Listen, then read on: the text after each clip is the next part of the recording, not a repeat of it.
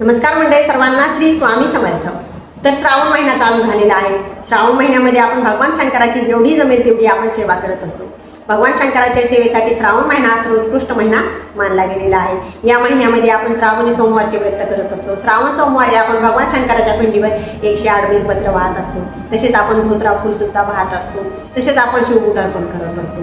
मग आता ती शिवमूठ जी आपण अर्पण करत असतो ना, मग ती शिवमूठ आपण नेमकी कशी अर्पण करावी, त्या संदर्भात काही नियम आहेत का, त्या शिवमुठीचं आपण नेमकं काय करावं, शिवमूठ अर्पण करताना आपण कोणता एखादा मंत्र म्हणावा का, तर या संदर्भामध्ये आपण संपूर्ण माहिती पाहणार आहोत. तर तुम्ही व्हिडिओ स्किप न करता संपूर्ण बघा.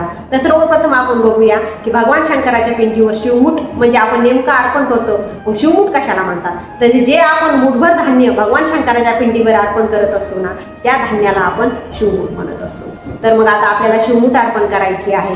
मग ते धान्य नेमकं कसं असावं, तर ते धान्य खराब झालेलं नसावं, त्याला कीड लागलेली नसावी, ते धान्य एकदम व्यवस्थित असावं. तर आता आपल्याला जेव्हा शिवमूठ अर्पण करायची, मग ते ओलं असावं का, ते ओलं करावं का कोरडंच व्हावं, तर ते तुम्ही कोरडं व्हायला पाहिजे, ओलं करण्याची गरज नाहीये. मग आता आपल्याला जेव्हा शिवमूठ अर्पण करायची, मग आता ती नेमकी कशी अर्पण करायची, तर बऱ्याच भागामध्ये कसं असताना पद्धती वेगळ्या वेगळ्या असतात. तुमच्याकडे जशी पद्धत आहे ना, तसं तुम्ही तुमच्या परंपरानुसार करू शकता. बऱ्याच भागामध्ये आशी मूठ धरून सुद्धा शिवमूठ वाहतात आणि बऱ्याच भागामध्ये आशी मूठ धरून आशी समजा करून सुद्धा शिवमूठ वाहत असतात. तर भगवंता फक्त हा भक्तीचा भुकेला आहे. तुम्ही तुमच्याकडे जशी परंपरा आहे ना तसं करू शकता. तर मग आता आपण ही शिवमूठ जी भगवान शंकराच्या पिंडीवर वाहत असतो, मग आता ह्या शिवमुठीचा आपण दुसऱ्या दिवशी उत्तर पूजा झाल्याच्या नंतर नेमकं काय करावं, तर ती शिवमूठ तुम्ही निर्माल्यामध्ये टाकू नये. तसेच तुम्ही तुमच्या रोजच्या खाण्या समजा जेवणाच्या याच्यामध्ये सुद्धा ती शिवमूठ सुद्धा तुम्ही वापरू नये. त्या शिवमुठीचं तर नेमकं आता काय करायला पाहिजे, तर ती शिवमूठ तुम्ही पक्ष्यांना खाऊ घालावी किंवा एखाद्या गरजूला दान द्यावी. तर मग आता मुठभरच धान्य आहे, मग आता आपण गरजूला कसं द्यावं, तर तुम्ही ते धान्य गरजूला जेव्हा द्यायचं आहे ना, त्याच्यामध्ये पुन्हा थोडंसं धान्य मिक्स करा आणि एखाद्या गरजूला द्या.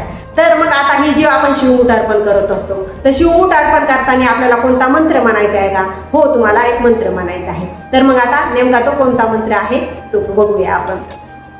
शिवा शिवा महादेवा माझी शिवामुठ ईश्वरा देवा, सासू सासरे धीर जावा, ननंद भ्रतारा नावडतीची आवडती कर रे देवा. किंवा तुम्ही दुसरा सुद्धा मंत्र म्हणू शकता. नमः शिवाय शांताय पंचवक्त्राय शूलिने, शृंगी भृंगी महाकाल गणयुक्ताय शंभवे. तर या दोन्हीपैकी तुम्ही कोणताही एक मंत्र म्हणू शकता. तर आजच्यासाठी एवढंच, आणि आता भेटूया दुसऱ्या व्हिडिओमध्ये दुसऱ्या माहिती सोबत. आणि आपल्या चॅनलवर असे धार्मिक माहितीबद्दल व्हिडिओ असतात. तुम्हाला जर हे व्हिडिओ आवडत असतील तर आपल्या चॅनलला तुम्ही लाईक, शेअर आणि सबस्क्राईब करायला विसरू नका. तर सर्वांना श्री स्वामी समर्थ.